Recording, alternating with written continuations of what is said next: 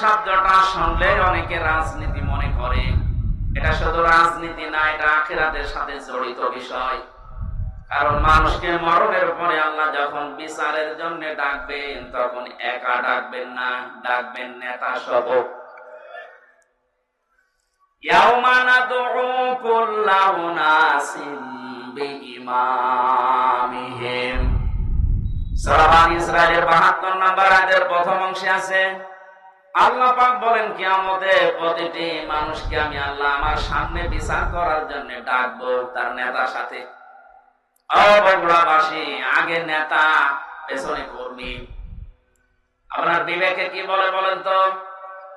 আপনি এই পৃথিবীতে যে নেতার আদর্শ মানেন, যার পেছনে স্লোগান দেন, ওই লোকটা যদি সামনে থাকে, আপনি যদি পেছনে থাকেন, ওর যা সরাত সিরাত, ওর যা চরিত্র, আপনি তো সবই জানেন। আপনার কি মনে হচ্ছে আল্লাহ পাক যদি ওর সামনে দেখে, আপনাকে পেছনে দেখে, আপনার যা ভালো আছে আছে, ওর যা অবস্থা, আল্লাহ মাফ করবে বলে মনে হয়?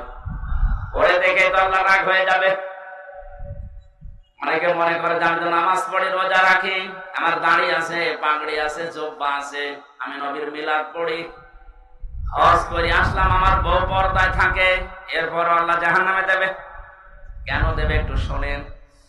সূরা আরাফ ৮ নাম্বার পারা ২০ নাম্বার পৃষ্ঠার ৩ নাম্বার লাইনের ৮৩ নাম্বার আয়াতে আছে, ফানজাইনাহু ওয়া আহলাহু ইল্লা মারাতা কানাত মিনাল গাবিরিন। আল্লাহ পাক বলেন, দুইজন ফেরেশতাকে আমি পাঠিয়ে দিলাম হযরত হুদ আলাইহিস সালামের জামানায়, দুইজনকে লূত আলাইহিস সালামের জামানায় আসরের সময় পাঠিয়ে বললাম, আপনার উম্মতদেরকে নিয়ে আপনি এখান থেকে চলে যান। মাগরিবের সময় আল্লাহর গজব এখানে নাযিল হবে, সবাইকে নিয়ে যাবেন, কিন্তু ইল্লা মারাতা, আপনার স্ত্রীকে নেবেন না। বগুড়াবাসী খুব খেয়াল করে মিলান। প্রশ্ন আসতে পারে আমাদের যে হুদ লূত নবীর স্ত্রীর চরিত্র খারাপ ছিল? না, পৃথিবীর কোন নবীর স্ত্রীর চরিত্র খারাপ ছিল না। কারণ কোন হারাম রক্তের ভেতরে আল্লাহ নবীদের রক্ত প্রবেশ করার নাই। কারণ প্রতিটি নবী এই পৃথিবীতে নেতা ছিলেন। নেতাদের চরিত্র যদি খারাপ হয়ে যায়, পেছনে যারা আসবে ওদের চরিত্র আরো খারাপ হবে। কোন নবীর রক্ত আল্লাহ হারাম রক্তের ভেতরে প্রবেশ করার নাই। অথচ পৃথিবীতে আমরা অনেককে দেখি বিশ্ব নেতা বলে দাবি করে, অথচ জন্মের ঠিক নেই। আপনারা আবার এই দেশে মনে করেন না, অনেক দেশে আছে। তাদের জীবনীগুলো পড়লে দেখা যায় বাবা এক ধর্মের, মা আর এক ধর্মের, তো জন্মের ঠিক থাকে কি করে? নেতা হওয়ার জন্য যে আদর্শগুলো ৭টা পেয়েছি আমি আয়াতের তাফসিরে। হযরত লূত নবী আলাইহিস সালামের যত কিছু ছিল সবকে আপনি নিতে পারবেন, কিন্তু স্ত্রীকে নেবেন না, যদিও তার চরিত্র খারাপ ছিল না। লূত নবীর স্ত্রীর চরিত্র ভালো ছিল, সে চরিত্রহীনা ছিল না। কিন্তু যখন আল্লাহ গজব দিলেন, তার স্ত্রীকে আল্লাহ ধ্বংস করে জাহান্নামে দিয়ে দিলেন। আমি একটা দুইটা না, যতগুলো তাফসীর আমার জীবনে দেখেছি, সব মুফাসসিরে আয়াতের ব্যাপারে একমত। বাংলাদেশের ঐতিহ্যবাহী জেলা বগুড়া, জামিলনগর কেন্দ্রীয় জামে মসজিদের উদ্যোগে সরকারি আজিজুল হক কলেজ নতুন ভবন ময়দানে মহাবিশ্বের মহাবিশ্বর আমাদের আদর্শ, আমাদের নেতা মুহাম্মদুর রাসূলুল্লাহ সাল্লাল্লাহু আলাইহি ওয়াসাল্লামের জীবনের বিভিন্ন অংশের আলোচনা, বিশেষ করে যে বিষয়গুলো নিয়ে বাংলাদেশ, ভারত, পাকিস্তান এই 3টা দেশে ভেজাল লেগে আছে, আমরা এগুলো নিরসনের জন্য আজকের এই আলোচনার আয়োজন। সিরাতুন নবী সাল্লাল্লাহু আলাইহি ওয়াসাল্লাম এই অনুষ্ঠানের সম্মানিত সভাপতি, জামিলনগর কেন্দ্রীয় জামে মসজিদের শ্রদ্ধাভাজন সভাপতি জনাব অধ্যাপক আসম আব্দুল মালিক, আতালাল্লাহু আমরাহু ওয়া বারাকাল্লাহু ফি হায়াতি, সহ সভাপতি স্টুডেন্ট ওয়েলফেয়ার ফাউন্ডেশন বগুড়ার মহাপরিচালক জনাব রেজওয়ানুল ইসলাম। এতক্ষণ পর্যন্ত যারা আলোচনা রেখেছেন বিশ্বনন্দিত মুফাসসির কোরআন, ইসলামিক চিন্তাবিদ, বগুড়া জেলার কৃতি সন্তান আলহাজ মাওলানা মুফতি ফজলুর রশিদ মিয়া দামাত বারকাতুহুমুল আলিয়া। এখানে উপস্থিত আছেন জনাব শফিউল আলম শাফিন, জনাব অধ্যক্ষ মোহাম্মদ এরশাদুল বারী এরশাদ সাহেব, মঞ্চে বসা অত্র এলাকার সর্বজন শ্রদ্ধাভাজন ব্যক্তিবর্গ। আমি অনেকের নাম জানি না, একবারে দোয়া করছি ওয়ারফা'না লাকা যিকরাক, বলেন আমিন।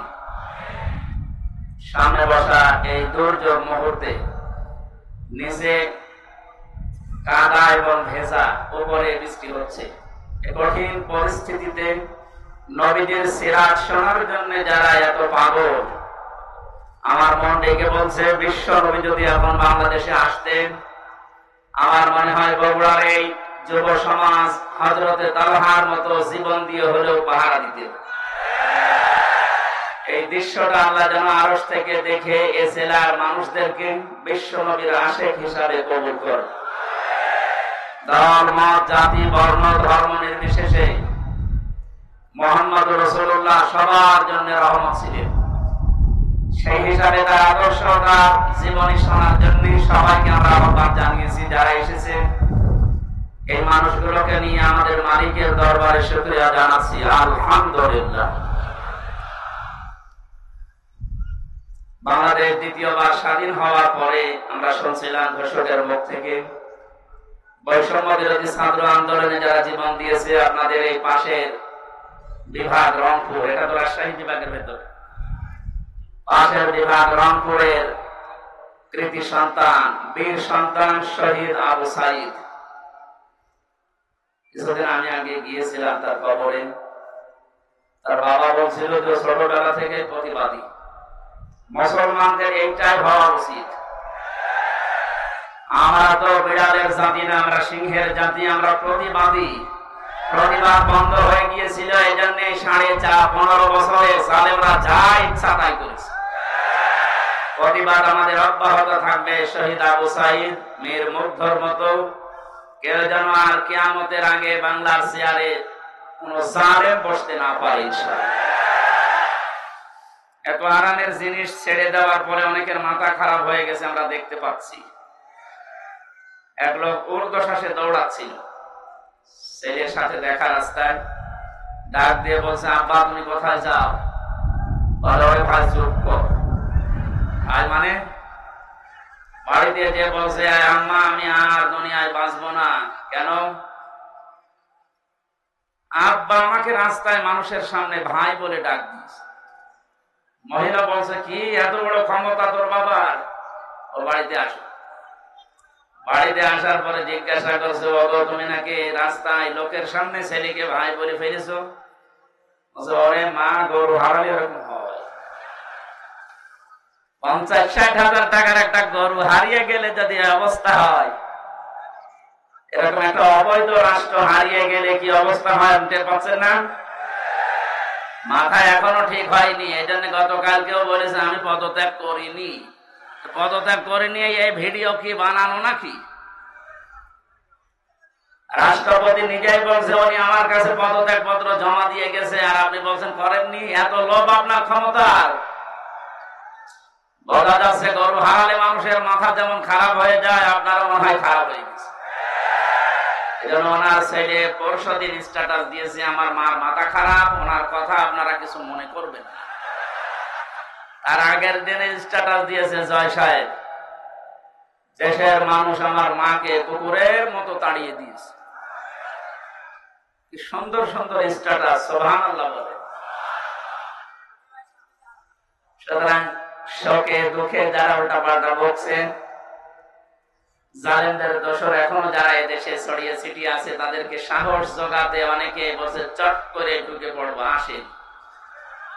কত মানুষ অনেকের চামড়া দিয়ে ডুগডুগি বাঁচাবে বলে বসে আছে, বিশেষ করে আবু সাইদের মা। আপনাকে যদি পাই, সত্যি আপনার এক টুকরা চামড়া ওর লাগবে। বহু মানুষ এরকম যারা অনেক কিছু হারিয়েছে, আশায় আছে।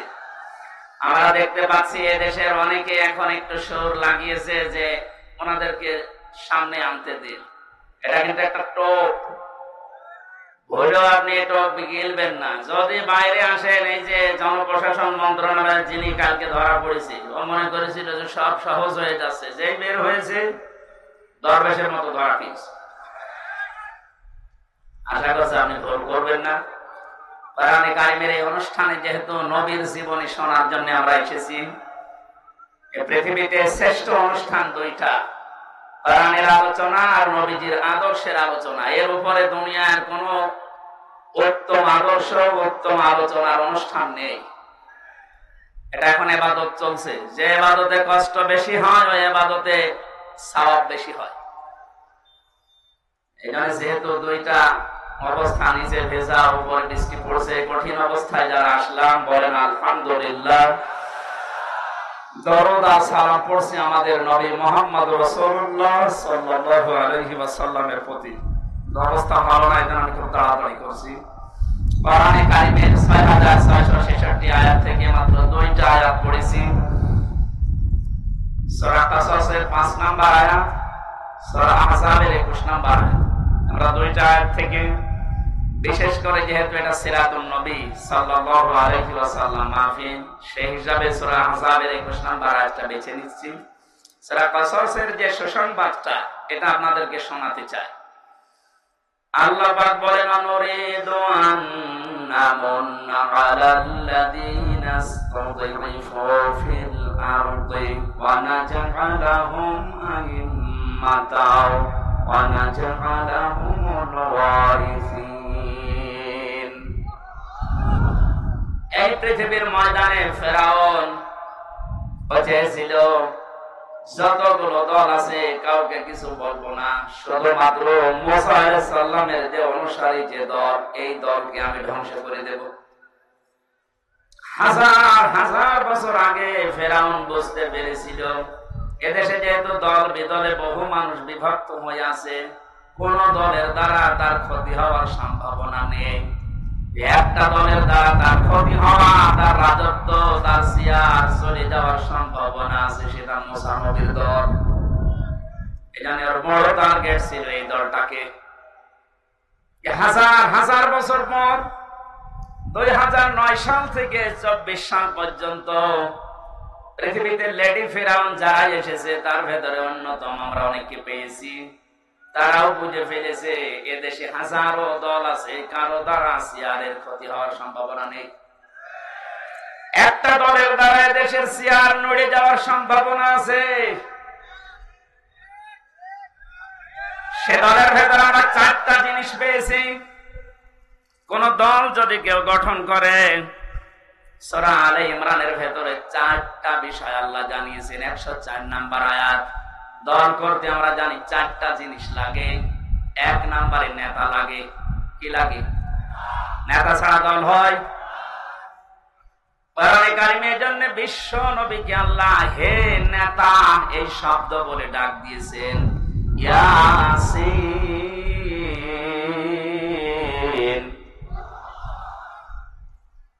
আয়াতুল মুফাসসিরিন আব্দুল্লাহ ইবনে আব্বাস রাদিয়াল্লাহু তাআলা আনহু তাফসীরে কাবিরের ভেতরে বর্ণনা পেয়েছি আমি।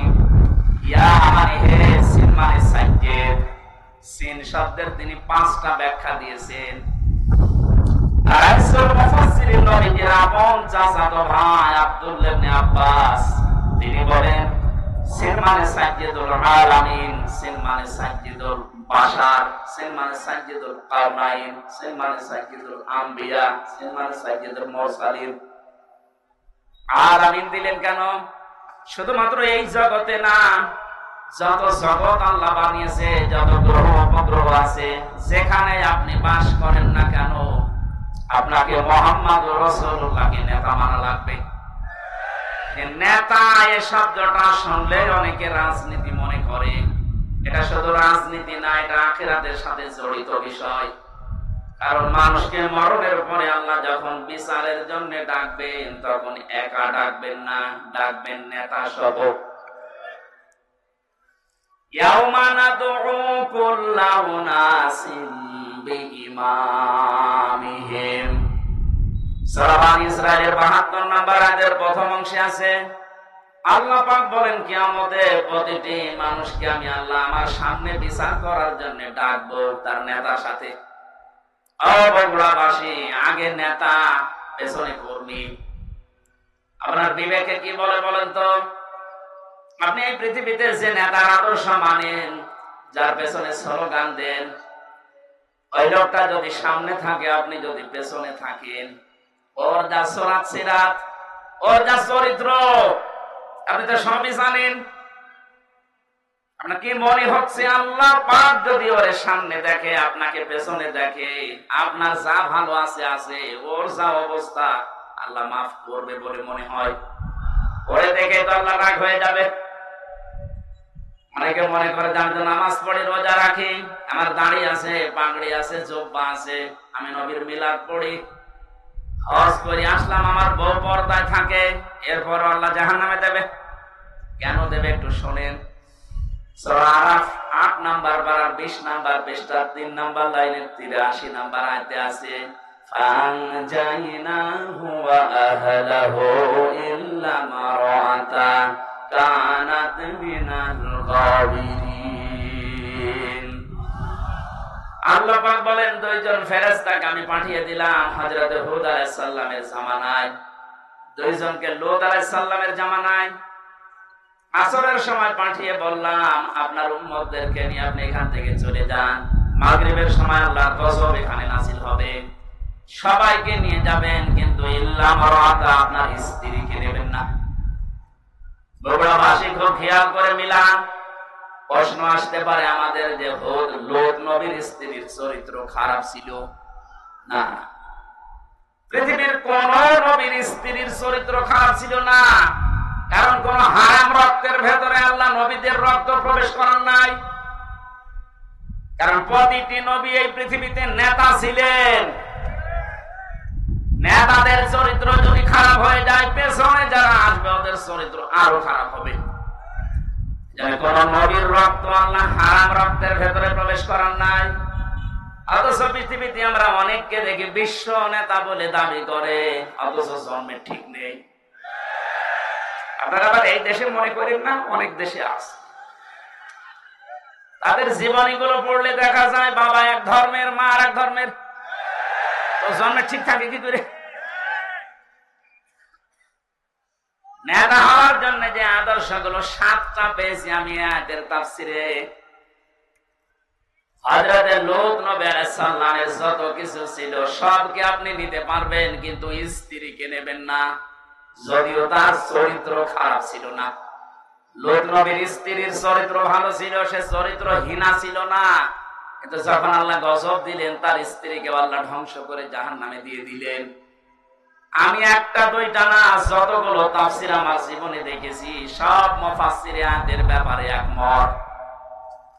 আমি এটা প্রথমে বুঝছিলাম না। জেলখানায় যাওয়ার পরে আপনাদের এই পাশের বিভাগ রংপুর বিশ্ব ইসলামী আন্দোলন বাংলাদেশ জামাত ইসলামের সহকারী সেক্রেটারি জেনারেল ছিলেন জনাব এটিএম আজহারুল ইসলাম। মাঝে মাঝে আমার কাছে বই পাঠাতেন। প্রোডাক্টিভ মুসলিম বলে একটা বই আছে, ওনার কাছে প্রায় 100 উপরে বই ছিল, কিন্তু হিন্দু কারারক্ষী, এই কারণে ওনার কাছে বই থাকতে দিত। বই যদি কাছে থাকতে না দেয়, বাধ্য হয়ে যারা ইসলাম বোঝে, ইসলাম প্রচার করে, এরকম মানুষের কাছে পাঠিয়ে দিত। আমার সাথে যেহেতু পরিচয় ছিল, এই জন্য মাঝে মাঝে কারারক্ষীদেরকে বলতো হামসাকে বইগুলো দিয়ে আসো, যেন শেষ করে, করার পরে যেন বাইরে এগুলো প্রকাশ করে। তার ভেতরে এই তথ্যটা পেয়েছি। লূত নবীর স্ত্রীর চরিত্র ভালো, সে চরিত্রহীনা ছিল না। তারপরও আল্লাহ তাকে ধ্বংস করে দিয়েছেন একটাই মাত্র কারণ। সব মুফাসসিররা জানিয়েছেন সে তলে তলে চরিত্রহীন লোকদেরকে সাপোর্ট করত। বগুড়াবাসী, আপনি এখান থেকে কিছু নেবেন না। আপনার চরিত্র ভালো, আপনি নামাজ পড়েন, রোজা করেন, আপনার বউ পর্দায় থাকে, কিন্তু এমন মানুষকে আপনি সাপোর্ট করেন যার চরিত্র ভালো না। এরকম মানুষ দেশে নেই। লূত নবীর স্ত্রীকে যদি আল্লাহ চরিত্রহীনদের সাপোর্ট করার কারণে জাহান্নামে দেয়, আপনাকে দেবে না মানে?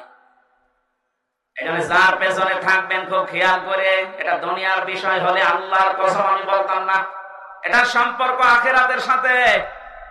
এই পৃথিবীর ময়দানে যার আদর্শ ঠিক নেই, নেতা ঠিক নেই, এ মারা যাওয়ার পরে কিতাবুল মুফরাদের ভেতরে হাদিস পেয়েছি, আলাদাবুল মুফরাদ, ও মরণের সঙ্গে সঙ্গে বিনা হিসাবে বিনা বিচারে জাহান্নামী। আমি আপনাদেরকে বাঁচাতে এসেছি। এখন যদি আপনি বাঁচতে না চান, যান আপনার বিবেকের উপরে ছেড়ে দিলাম। আমি দেখতে পাচ্ছি কোরআনের চোখ লাগিয়ে যে আপনি জাহান্নামে যাচ্ছেন। আসেন, ফিরে আসেন, এখনো পশ্চিম দিকে সূর্য ওঠে নাই, এখনো পর্যন্ত তওবার দরজা বন্ধ হয়ে যায়নি। ফিরে আসেন, এটা দুনিয়ার বিষয় না। বগুড়াবাসী বহু ভালোবাসি আপনাদের, এটা দুনিয়ার বিষয় না, এটা আখিরাতের সাথে সম্পৃক্ত। আপনি ধরা খাচ্ছেন। সাইয়্যিদুল বাশার আল্লাহ দিয়েছেন, সাইয়্যিদুল আলামিন দিয়েছেন। যদি বলেন আমি বগুড়ায় না, আমি কুষ্টিয়ায় বাস করি, কুষ্টিয়া কি পৃথিবীর ভেতরে না? শুধুমাত্র 228টা রাষ্ট্র নিয়ে পৃথিবী গঠিত। এখান থেকে আরো যত গ্রহ আছে, কেউ যদি বলে আমি মঙ্গল গ্রহে বাস করি, ওইটা কার? কেউ যদি বলে চাঁদের দেশে বাস করি, ওইটা কার? ওখানেও আপনাকে নবীকে নেতা মানা লাগবে। ইয়াতানাজ্জালুল আমরু বাইনাহুন্না, প্রত্যেকটি জায়গায় আল্লাহর বিধিবিধান নাজিল হচ্ছে ওই সৃষ্টি দেখে দেখে। কেউ যদি বিজ্ঞান মঙ্গল গ্রহে নিয়ে যে বলে আমি এখানে বাস করব, আমি আর পৃথিবীতে যাব না, আপনাকে ওখানে যতদিন বসবাস করবেন বিশ্ব নবীকে আদর্শ নেতা মানা লাগবে, মাস্ট বি। না মানলে আপনি জাহান্নামে। দল করতে প্রথমেই নেতা লাগে। আমাদের যে নেতা আমরা পেয়েছি, পৃথিবীর শ্রেষ্ঠ নেতা, এর চাইতে বড় নেতা দুনিয়ায় আছে? আর আমরা যাব চরিত্রে 2 নম্বরে লাগে, আমরা জানি সংগঠন। পৃথিবীতে বহু সংগঠনের নাম আমরা পেয়েছি। বাংলাদেশ জামাতে ইসলামী, এর ভেতরে যে শব্দগুলো দিয়ে গঠিত আপনি তাকান। অনেকে বলেন মওদুদি বানিয়েছে, আরে শয়তান বানিয়েছে। যে আপনি লক্ষ্য করেন শব্দের দিকে, জামাতে ইসলামী, ইসলামের দল, এর চাইতে আর সুন্দর জিনিস কি থাকে? শব্দটা নেওয়া কোরআনে কারীমের সূরা আলে ইমরানের 104 নম্বর আয়াতের প্রথম অংশ থেকে। ওয়ালতাকুম মিনকুম উম্মাতুন, এই যে শব্দ থেকে 3 নম্বরে লাগে আমরা দেখেছি প্রতীক লাগে। এই পৃথিবীর সর্বশ্রেষ্ঠ প্রতীক হচ্ছে দাড়িপাল্লা। আপনি বাংলাদেশের হাইকোর্টে যান, সুপ্রিম কোর্টে যান, দেখবেন একটা দাড়িপাল্লা টাঙানো আছে। কথা বলছেন? কেন টাঙিয়েছে সরকার? এ বাংলার 18 কোটি মানুষকে বোঝাতে চায় যে বাংলাদেশের বগুড়া জেলার ম্যাজিস্ট্রেট কোর্ট, জজ কোর্ট থেকে যদি তোমরা ন্যায় বিচার না পাও, হাইকোর্টেও যদি না পাও, সুপ্রিম কোর্টে এসে দেখো দাড়ি পাল্লা টাঙানো আছে। এখানে পাল্লা একদিকে ঝুলে যাওয়া না, একেবারে সমান্তরাল। তার মানে সরকার বাংলার মানুষকে বোঝাতে চাচ্ছে যে এখানে আসলে ন্যায় বিচার পাওয়া যাবে। যে প্রতীক দিয়ে আমাদেরকে আপনি দেখাচ্ছেন যে এখানে ন্যায় বিচার কায়েম হয়, এই প্রতীকের মানুষগুলো যদি সত্যি সত্যি ওই জায়গায় যেতে পারে, ন্যায় বিচার কত প্রকার কি কি আপনি চোখে দেখতে পাবেন। বাংলাদেশ জামাত ইসলামীর কেন্দ্রীয় আমির, আমার তো মনে হয় আমার চোখে দেখা, আমি জেলখানায় ওনার সাথে যতদিন ছিলাম আমি দেখেছি তার ঈমান, তার আমল, তার আখলাক, এমনকি তার যে তাওয়াক্কুল আল্লাহর উপরে, যে ইখলাস নিয়ে তিনি কাজ করেন, এটা জীবিত ওলি একজন। এই মানুষটা ঘোষণা দিয়েছে বাংলাদেশে অনেকেই মেয়েদেরকে বোঝাচ্ছে, জুসুর ভয় দেখায় যে ইসলাম যদি ক্ষমতায় যায় তোমাদেরকে ঘরবন্দি করে ফেলবে। ঘোষণা দিয়েছে ইসলাম যদি সত্যি বাংলার ক্ষমতায় যায়, মেয়েরা এমন কথা বলতে বাধ্য হবে যে কিয়ামত পর্যন্ত ইসলাম বাংলাদেশে থাক। আপনি একটু দিয়ে দেখেন না কেন? প্রতীক যখন টাঙানো দেখে বলছেন যে না এটা ন্যায় বিচারের প্রতীক, এ প্রতীক যদি সামনে আসে আপনি এই হাতের কাজ করবেন তো? করেন? এটা তো রাজনীতি। আর এটা যদি রাজনীতি মনে করেন, এইটাই রাজনীতি। এর বাইরে রাজনীতি করা জায়েজ নেই। কারণ এর বাইরে আপনি দাড়ি পাল্লার বাইরে যত রাজনীতি 53 বছরে দেখলেন না, দাড়ি পাল্লার বাইরে আমরা যা দেখলাম, দেখতে বেশি অধিকাংশ গুলো দুর্নীতিতে ভরা। গত কয়েকদিন আগে বাংলার এক নাস্তিক অধ্যাপক আনিসুর রহমান আল্লাহকে বিশ্বাস করে না, কিন্তু এই দেশের দাড়ি পাল্লাওয়ালা মানুষগুলোকে দেখে সে ঘোষণা দিয়েছে 5টা বছর যদি এদের হাতে এদেশের ক্ষমতা তুলে দেওয়া যায়, দেশ থেকে দুর্নীতি ছাড়িয়ে বিদায় করবে। নাস্তিক হয়ে বুঝলো, আর আপনি এখন উল্টা পাল্টা ধারণা করেন। 4 নম্বরে লাগে আমরা দেখেছি শুধু অফিস একটা লাগে। আমাদের যে অফিস আছে এই পৃথিবীতে, আমাদের অফিসের নাম হচ্ছে মসজিদ। আমাদের অফিসের নাম কি? দুঃখজনক হলো সত্য, 5 তারিখ আগস্টের পর থেকে আজকের এই 15 তারিখ, 1 মাস কয়েকদিনের ভেতরে বগুড়া না হলেও বাংলার বহু জেলাতে আমরা দেখতে পাচ্ছি অনেকে এখন মসজিদে আল্লাহর কোরআনের কথা, তাফসীরের কথা বলতে নিষেধ করছে। 15.5 বছরে এত বড় বড় জালেমরা পর্যন্ত সাহস পায়নি যে মসজিদে আল্লাহর কথা বলা যাবে না, কিন্তু এই 1 মাসে 8-9 দিন আমরা দেখতে পেলাম। খুব দুঃখ লাগছে এদের আচরণ দেখে। কারা এরা আমরা জানি না। কোরআনে কারীম আপনাদের সম্পর্কে জানিয়েছে, ওমান আসলামু মিম্মান মানাআ মাসাজিদাল্লাহি আইয়ুযকারা ফিহা ফি খারাবিহা ইলা আখির আয়াত। সূরা বাকারা 1 নাম্বার 12 17 নাম্বার পৃষ্ঠা 4 নাম্বার লাইনের 114 নাম্বার আয়াতের প্রথম অংশে আছে। তাফসীরে ফি জিলালিল কোরআনে মুফাসসির সাইয়্যিদ কুতুব রাহমাতুল্লাহ আলাইহি ব্যাখ্যা করতে গিয়ে লিখেছেন, আল্লাহ তাআলা বলেন, এই পৃথিবীতে বড় জালেম যদি দেখতে চাও, আমি আল্লাহর দৃষ্টিতে সবচাইতে বড় জালেম ওই লোকটা, যে লোকটা আল্লাহর ঘর মসজিদে তার কথা, তার আলোচনা, তার কোরআনের কথা বলতে নিষেধ করে, বাধা দেয়। এখানে বড় জালেম আমরা দেখতে পাচ্ছি বিদায় নিয়েছে। কিন্তু এখন যারা আছেন এই জুলুমের নিজেকে জড়িয়ে আপনি বড় জালেমের খাতায় যাবেন না। আল্লাহর ঘর মসজিদ এই দেশে পৃথিবীতে আল্লাহর বান্দা যারা দাবি করে তাদের জন্য এটা অফিস। কথা বলেন, দল করলে যেমন অফিসে যাওয়া লাগে, আমরা এমন দল করি যে 5 বার আমাদের আল্লাহর অফিসে যাওয়াই লাগে, না গেলে আপনি আর ও দলে থাকতে পারবেন না। সুতরাং আমরা যেটা বোঝাতে চাচ্ছি, নেতা এই শব্দটা শুধু দুনিয়ার সাথে যদি আপনি মনে করেন যে দুনিয়ার বিষয় নেতৃত্ব না, এটা আখিরাতের সাথে সম্পৃক্ত। আল্লাহ নিজে ডাক দিয়েছেন নবীকে, হে নেতা। এই শব্দ দুনিয়া আর কাউকে আল্লাহ দেননি। সুতরাং আল্লাহর ঘোষণা দেওয়া নেতা দুনিয়ায় কয়জন বলেন? তাকে বাদ দিয়ে যদি অন্য কাউকে আপনি নেতা মানেন, আপনি লিখে নিতে পারেন আপনি জাহান্নামী। সেই মহান নেতার আদর্শ শোনার জন্য সিরাতুন নবী দিয়েছেন। এই কিছুক্ষণ আগে দেখলাম মিলাদুন নবী পালন করার জন্য অনেকে মিছিল নিয়ে যাচ্ছে।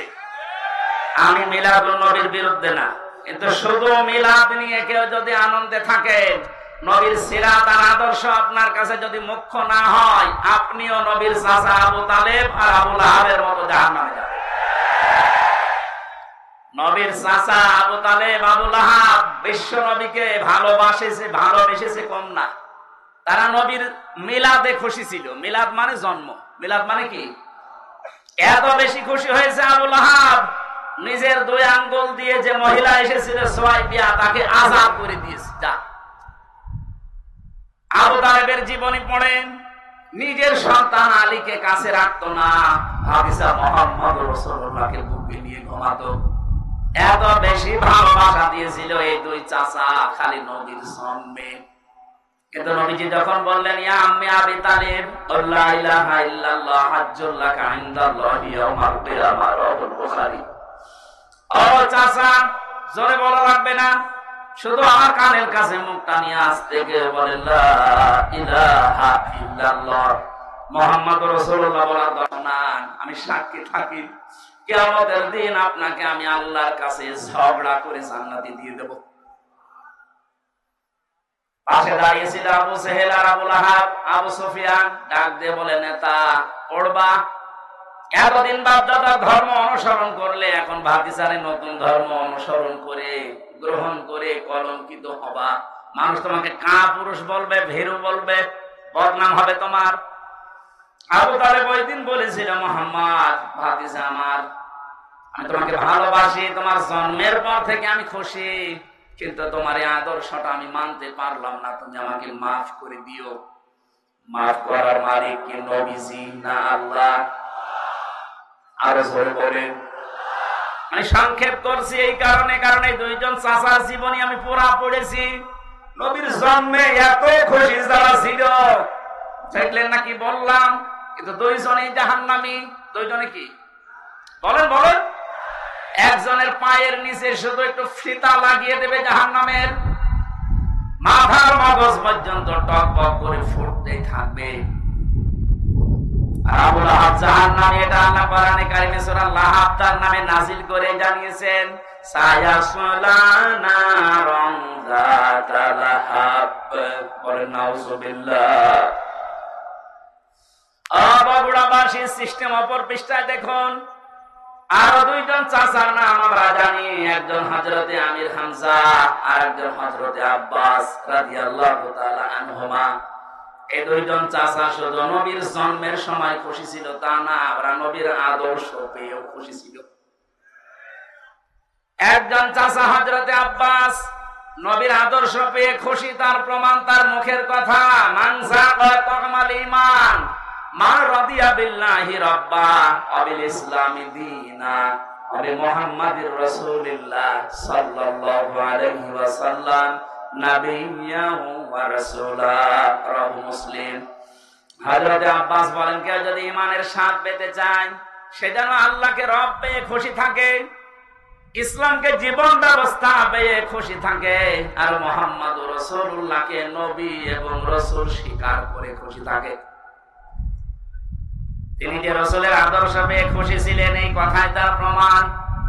আরেকজনের দিকে তাকান, হযরতে হামজা রাদিয়াল্লাহু তাআলা আনহু নবীদের আদর্শ মানতে গিয়ে নিজের শরীরকে উহুদের ময়দানে ৭০ টুকরা করেছেন, নবীর আদর্শ ছেড়ে দেননি।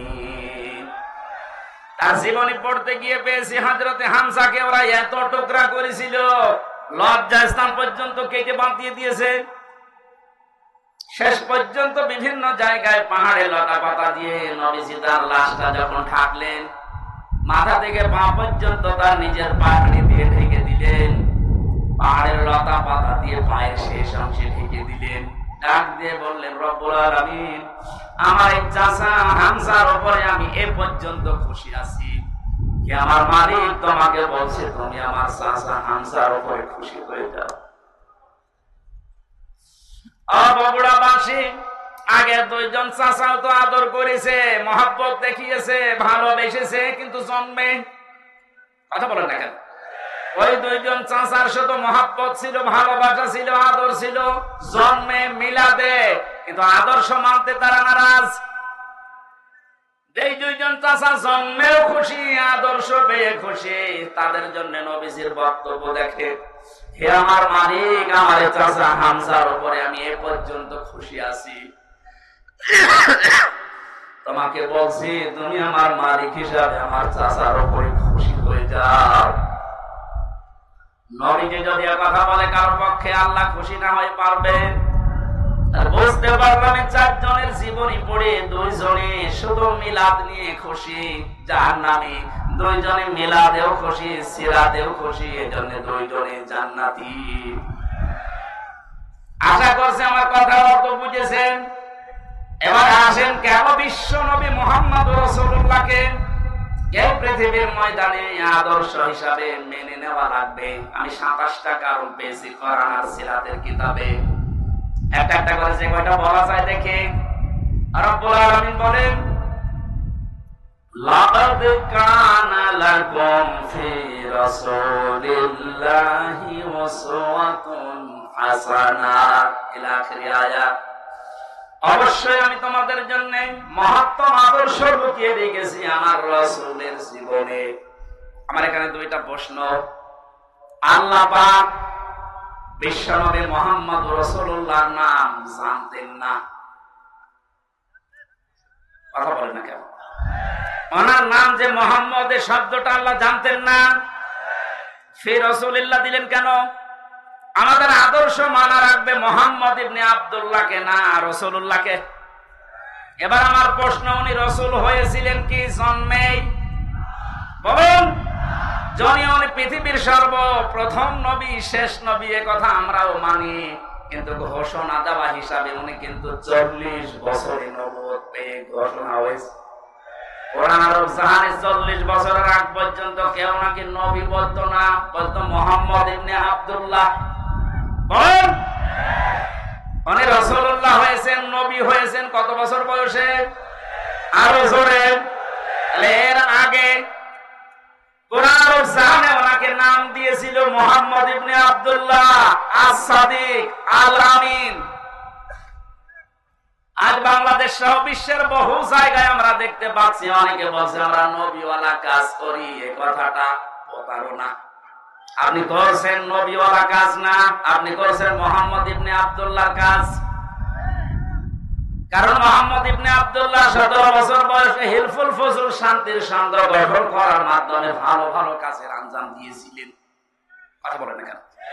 তিনি মানুষকে ভালো কথা শোনাতেন, ভালো কথা বলতেন, মানুষের বিপদে এগিয়ে যেতেন।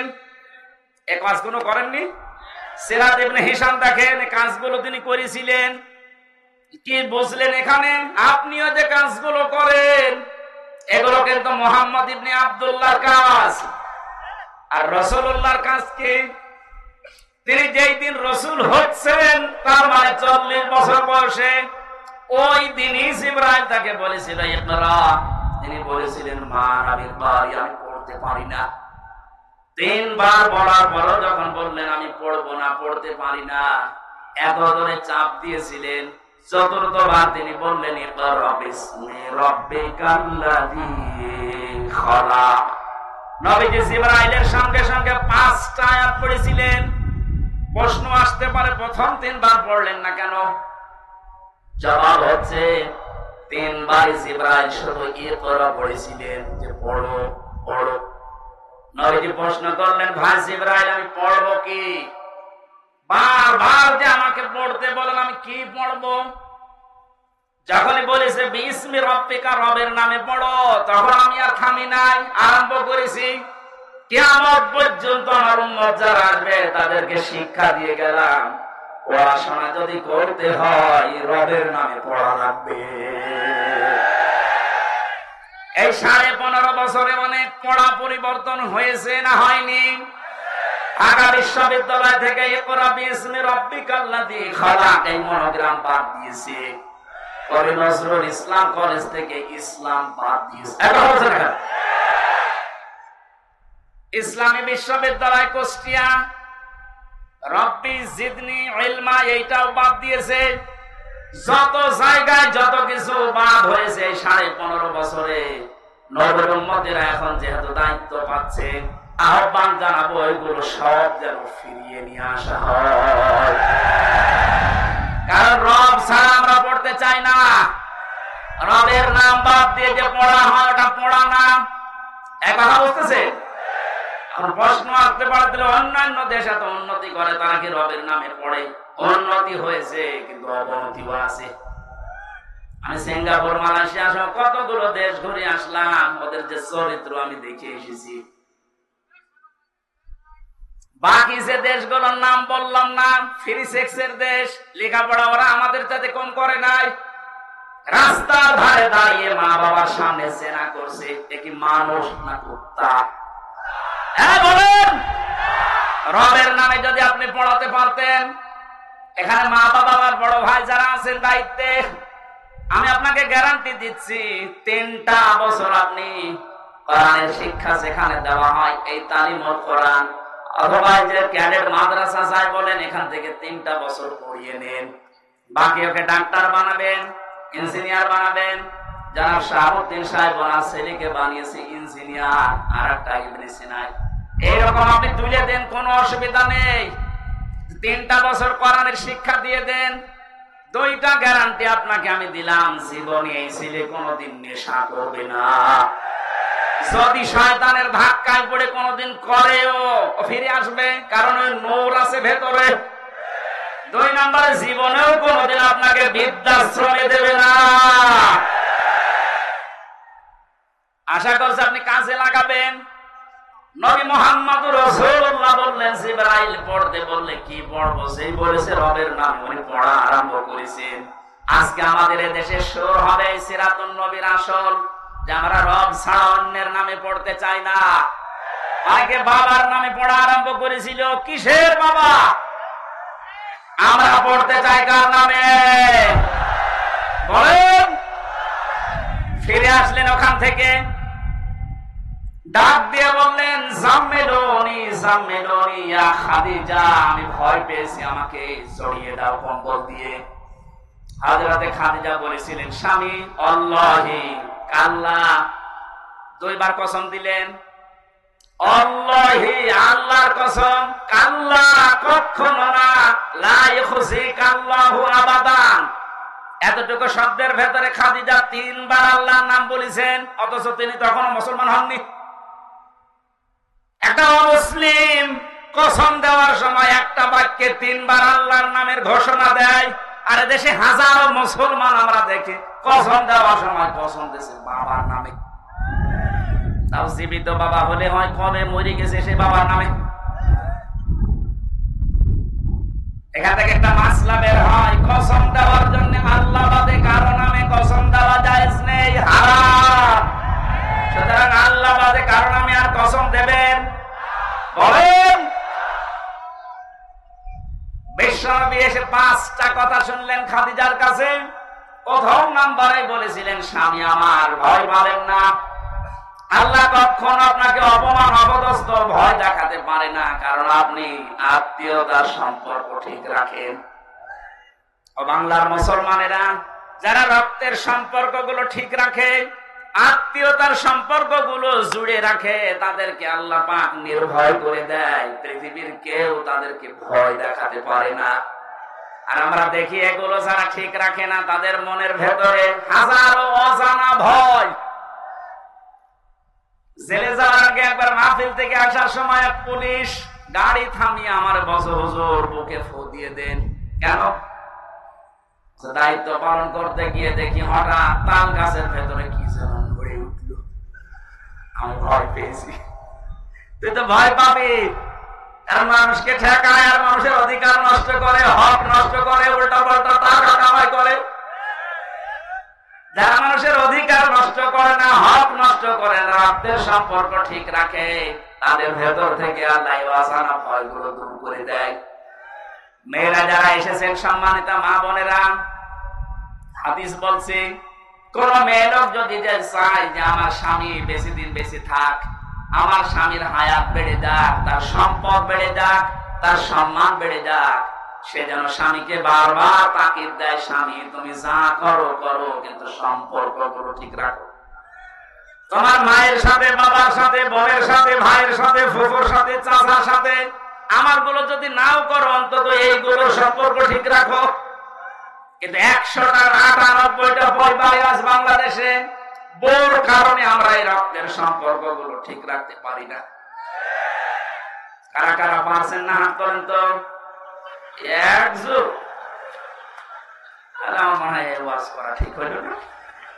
ঠিক আছে, বাকি কথা আমরা তো অন্তত ভালো আছি, আমাদের পরিবারের সমস্যা নেই, আলহামদুলিল্লাহ। বগুড়ার মা বোনেরা আমাদেরকে ধন্যবাদ। এই একটা লোক একটু সমস্যা আছে, পরে বের করে দেবে না, আমি শুধু হাসির জন্য বলি নাই, আমি কিন্তু বাস্তব বলছি। হাজারো পরিবারে আজ স্ত্রীর কারণে নিজের মা বাবার সাথে আমরা সম্পর্ক নষ্ট করে ফেলি। আমার বোনের সাথে সম্পর্ক আমার রক্তের, কিসের বলেন? এখন যে জল্লাদ আছে কেন্দ্রীয় কারাগারে, এর নাম আছে ইলিয়াস। এই লোকটা ফাঁসি হয়েছে বউ মারার কারণে, বউ হত্যা করেছে, এই কারণে ফাঁসি, এখনো যাবজ্জীবতে আছে। এখন 22 বছর জেল খাটা লাগবে, এখন ফাঁসি দেয় মানুষকে। ও একদিন এসে বলছিল, হামজা ভাই আমার জীবনের এই কাহিনী। 17 বছর ছিল সৌদি আরবে, বিয়ে করার পর 35 না 36 বছর বয়সে বিয়ে করেছে। কয়েক বছর যেতেই বর সাথে আর মার সাথে কোনো মিল নেই। আমি আমার বোনকে কিছু দিলেই ও মন খারাপ করে, মাকে কিছু দিলেই মন খারাপ করে। শেষ পর্যন্ত কি করবো, ওরে আমি একটু সতর্ক করার জন্য একটা থাপ্পড় দিয়েছিলাম, এক থাপ্পড়েও ছাতা মরে গেছে।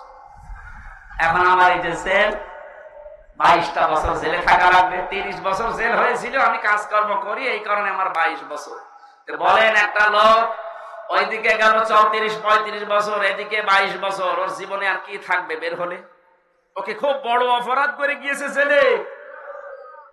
পারিবারিক জীবনের একটা ঠুনকো বিষয় নিয়ে এখানে সম্মানিত মা বোনেরা যারা বিভিন্ন জায়গায় বসে শুনছেন, আপনি মনে করেন নামাজ পড়া রোজা রাখা কালো বোরকা পরে আমি বগুড়ায় ঘুরি, আমি জান্নাত যাবো না? জান্নাত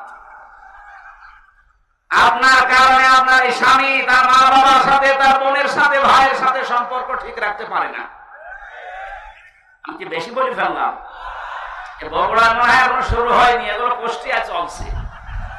আশা করছি মা বোনেরা খাদিজার মতো আচরণ করবে, বলেন আমিন। তিনি বললেন 5টা কথা, ওখান থেকে নিয়ে গেলেন, বলেন চলেন আমার ভাই ওরাকা ইবনে নাওফেল আছে, চাচাতো ভাই ওরাকা ইবনে নাওফেল তাওরাতের ইনজিলের পণ্ডিত ছিলেন। তিনি নবীজির এই কথাগুলো শুনে বললেন, মুহাম্মদ সুসংবাদ, ওয়েলকাম তোমাকে, কারণ এর আগে মুসা নবী, ঈসা নবীর কাছে এই ফেরেশতা এসেছিল, ভয় পাবেন না আপনি। কিন্তু আমার আশঙ্কা হচ্ছে আমি কিতাব পড়ে যেটা দেখতে পেয়েছি, আপনাকে আল্লাহ যেটা দিলেন, আপনি এখন নবী রাসূল। এই নবী রাসূল যারাই হয়েছিল, মুসা নবী, হযরতে ঈসা নবী, তারা রাসূল ছিলেন, কিতাব পেয়েছিলেন, জিবরাইল এসেছিল। এজন্য এলাকার মানুষেরা তাকে এলাকায়ও থাকতে দেয়নি, হত্যা করার জন্য চেষ্টা চালিয়েছে। আপনার কপালে এটা আসবে, জাতির লোকেরা আপনাকে শেষ পর্যন্ত দেশ থেকে তাড়িয়ে দেবে। আমি যদি ওই সময় বেঁচে থাকি, আমি তোমাকে সাহায্য করব। বগুড়াবাসী যারা বলেন নবী ওরা কাজ করি, নবী তো নবী 40 বছর হওয়ার পরে কাজ শুরু করেছিলেন। কাজ শুরু করার পরে তার প্রথম ঘোষণা যে আপনি দেশে থাকতে পারবেন না। 82 বার নবীকে হত্যা করার জন্য টার্গেট নিয়েছিল ইহুদিরা। সুতরাং নবীওয়ালা কাজ এই পৃথিবীতে তারা করছে যারা 24 ঘন্টা নবীর মতো আতঙ্কে থাকে, আর যাদের কোনো চিন্তা নেই, দুশ্চিন্তা ফুর্তি করছে। এ মানুষগুলো নবীওয়ালা কাজ না, এদের মোহাম্মদ ইবনে আব্দুল্লাহর কাজ হচ্ছে। নবীওয়ালা কাজ করতে হলে অবশ্যই 40 থেকে 63 এই 23 বছর অনুসরণ করা লাগবে। কথা বলে না কেন? এবার আসেন কেন করা লাগবে। 1 নম্বরে বিশ্ব নবীকে উসওয়াতুন হাসানা, এই শব্দটা আল্লাহ এমনি দেয়নি, দুনিয়ার কারো নামের আগে পরে এই শব্দটা আপনি দেখবেন না। ইব্রাহিম নবীর নামের আগে পরে আছে, সেটা আলাদা বিষয়। তো মুহাম্মদ রাসূলুল্লাহকে দিয়েছেন আল্লাহ, আমি 27টা কারণ বলছি। 1 নম্বরে বিশ্ব নবী মুহাম্মদ রাসূলুল্লাহ জীবনী আমাদের কাছে পরিষ্কার, এই কারণেই তিনি একমাত্র আদর্শ।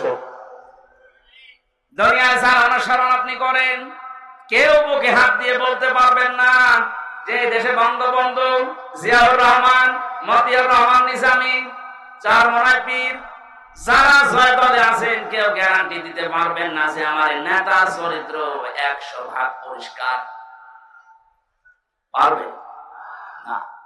অথচ নবীজি নিজে জানিয়েছিলেন, আমার স্ত্রীরা, হে আমার সাথীরা, হে আমার সাহাবীরা, দিনের আলোতে রাতের আধারে আমার ভেতরে যা দস্তুতি দেখতে পাও সব খুলে খুলে মানুষকে বলে দাও। চুরি করেছে কার কাঁটা চুরি করেছে আমরা জানি না। কথা বলে না কেন? অথচ তার 63 বছরের জীবনে আপনি একটা কলম লাগাবেন, সে জায়গাও পাবেন না। কি সুন্দর কথা আল্লাহ তার নামে দিয়েছেন, খুলুকিন আযীম। আযীম শব্দটা বিশাল শব্দ। আল্লাহ বলেন এই নামটা আমি শুধু মুহাম্মদ রাসূলুল্লাহর চরিত্রে ব্যবহার করেছি। আর ইসমাইল নবীকে আমি একটা নাম দিয়েছিলাম, আমার নাম গোলামিন হালিম, আমার সহনশীল বান্দা।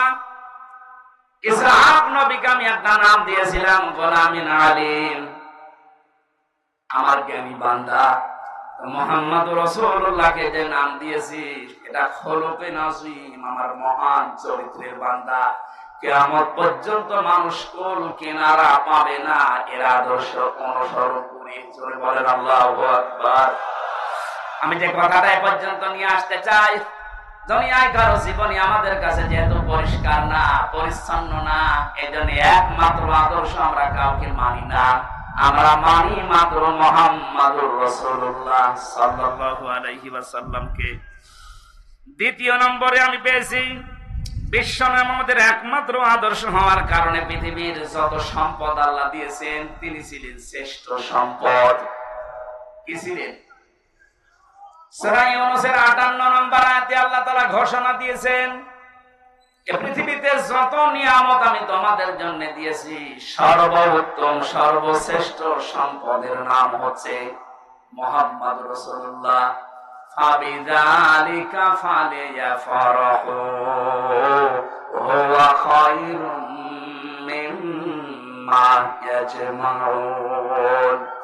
সুতরাং তোমরা যদি আনন্দ করতে চাও কারো আদর্শ পেয়ে, মুহাম্মদ রাসূলুল্লাহর আদর্শ পেয়ে আনন্দ করো। দুনিয়ার শ্রেষ্ঠ সম্পদ এটা। জোরে বলেন আল্লাহু আকবার। ৩ নম্বরে বেশি তিনি গোটা পৃথিবীর জন্য ছিলেন রহমত। যেখানে গিয়েছেন সেই জায়গা রহমতে ভরে গেছে। ওমা আরসালনাকা ইল্লা রাহমাতাল লিল আলামিন। আর রাহিকুল মাকতুবের ভেতরে আয়াতের ব্যাখ্যা পড়তে গিয়ে আমি পেয়েছি খাদিজাতুল কুবরা হযরত হালিমাতুস সাদিয়া বলেন, আমি যেখান থেকে কোলে নিয়েছি ওই জায়গা থেকে ৬টা বছর আমি তাকে লালন পালন করেছি। কোনদিন অভাব কারে বলে আমি চোখে দেখি নাই। জোরে বলেন সুবহানাল্লাহ। ৪ নম্বরে তিনি আমাদের আদর্শ। এটাই আমার আসল পয়েন্ট। এই পৃথিবীতে একজন মানুষকে শুধু অনুসরণ করলে, অনুকরণ করলে জীবনের গুনাহ মাফ হয়ে যায়। তিনি মুহাম্মাদুর। পৃথিবীর কোন মানুষকে অনুসরণ করলে জীবনের গুনাহ মাফ হয় আমি কোরআনে পাইনি। শুধু একটা মানুষ, কুল ইন কুনতুম তুহিব্বুনাল্লাহ ফাত্তাবিউনি ইউহিব্বুকুমুল্লাহ ওয়া ইয়াগফির লাকুম যুনুবাকুম আল্লাহু গফুরুর রহিম। ৫ নম্বরে পেয়েছি তিনি আমাদের জন্য আলো বা লাইট। আলো লাইট নিয়ে মানুষ যেমন চলতে ফিরতে সহজ হয়, বিশ্ব নবীর আদর্শ কার কাছে থাকলে তার জীবন চলা আমার আল্লাহ সহজ করে দেয়।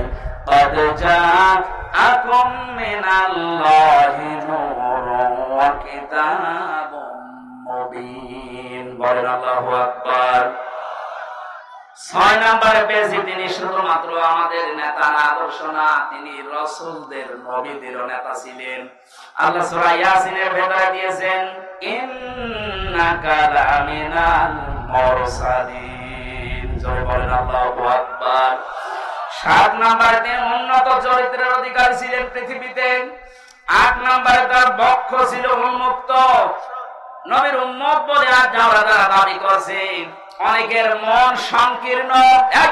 এটা একটু ভালো করে শুনুন। আল্লাহ বলেন আলাম নাশরাহ লাকা সাদরাক।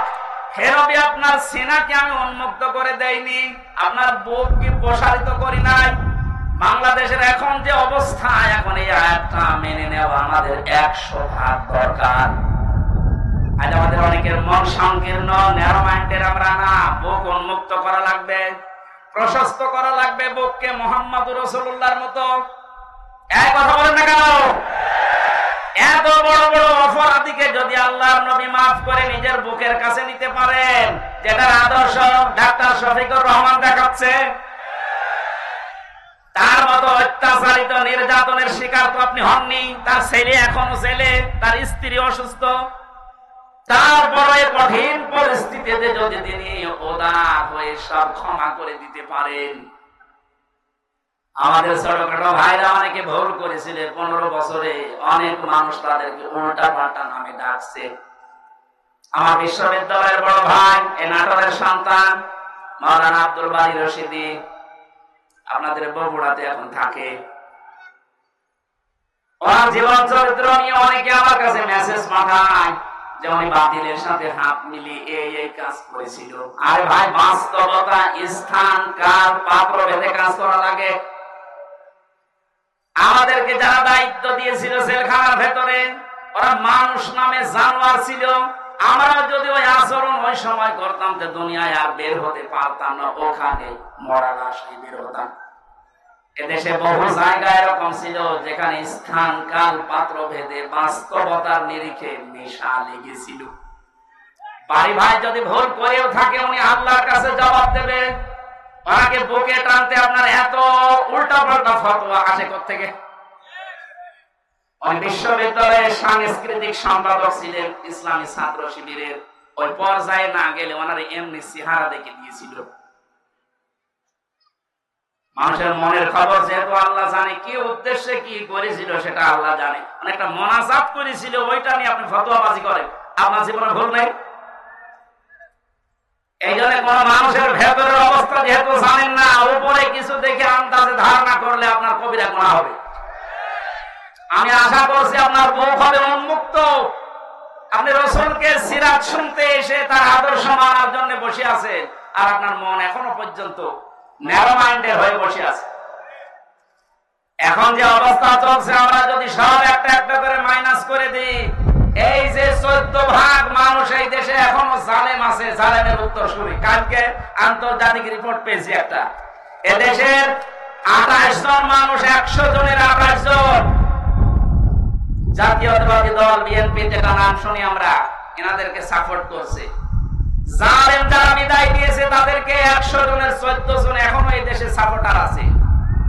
100 জনের 58 জন ইসলামপন্থী মানুষ এই দেশে অলরেডি এখন তৈরি হয়ে গেছে। 1 মাস 8 দিনের যে অবস্থা দেখতে পাচ্ছি, আমার তো মনে হচ্ছে এই অবস্থা যদি চলতে থাকে 58 না 70 হতে আর বেশি দিন দেরি হবে না ইনশাআল্লাহ। 53টা বছর বাবা চালিয়েছিল, চাচা চালিয়েছে, স্বামী চালিয়েছে, বুবু চালিয়েছে, ভাবিও চালিয়েছে। শুধুমাত্র কোরআন দিয়ে দেশ চললে কেমন দেখা যায় এটা বাকি আছে। এটা এবার দেখার সময় এসেছে। এটা দেখতে চান না যে এটা দিয়ে বাংলাদেশ চলুক?